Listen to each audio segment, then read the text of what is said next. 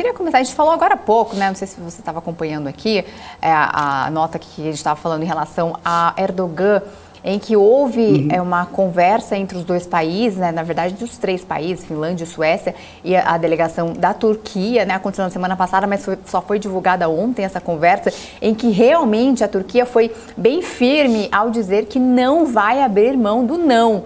Eles não vão aceitar realmente essa adesão. Alguns especialistas estavam até acreditando que seria ali uma barganha, uma tentativa de negociação ali, tem outros interesses por trás em relação a essa negativa da adesão desses países à OTAN e que no final a Turquia acabaria cedendo. Porém, ele foi bastante firme aqui, Erdogan, dizendo que eles não, os países lá não estão sendo honestos nem sinceros em relação ali aos Kurdistão, ao partido que eles acusam que são terroristas que existem nesses países.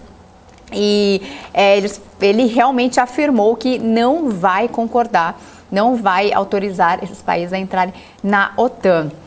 Eu queria entender, né, já que a gente já sabe ali os detalhes, né, da neutralidade desses países, vem falando muito em relação a isso, mas agora com essa afirmação mais contundente de Erdogan após esse encontro com essas duas delegações desses países, o que muda? Você acredita que realmente a Turquia vai se opor à entrada desses países à OTAN? O que tem por trás disso?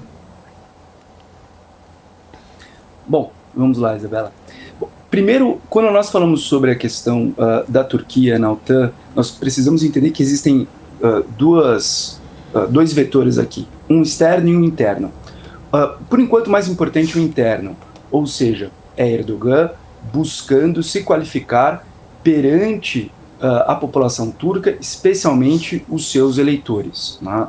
Todas as dificuldades que nós estamos passando aqui no Brasil em relação à inflação, em relação aos desdobramentos da pandemia e agora com a guerra na Ucrânia, isso é um denominador comum em vários lugares do mundo, né?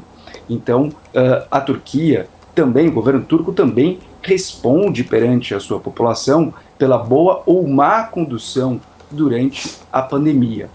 E agora houve uma enorme oportunidade para o governo turco, e vamos lembrar que a Turquia não é uma democracia liberal, enfim, se formos muito exigentes em relação a esse critério, né? É uma democracia iliberal ou efetivamente uma autocracia. Então, um regime de cunho autoritário, né?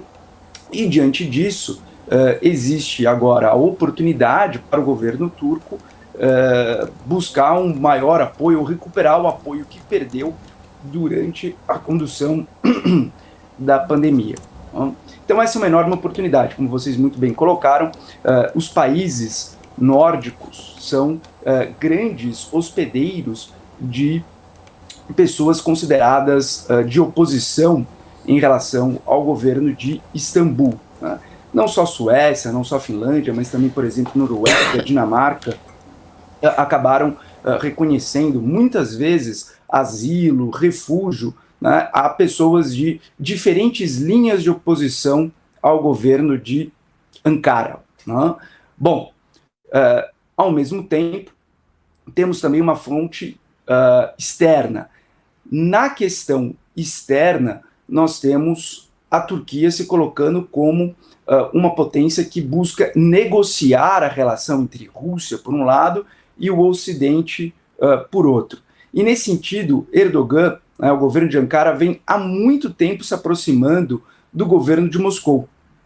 E dificilmente, né, vai mudar essa posição, né, por conta deste evento. Muito pelo contrário, né, o governo de Ankara vem se mostrando um apoio importantíssimo para Moscou.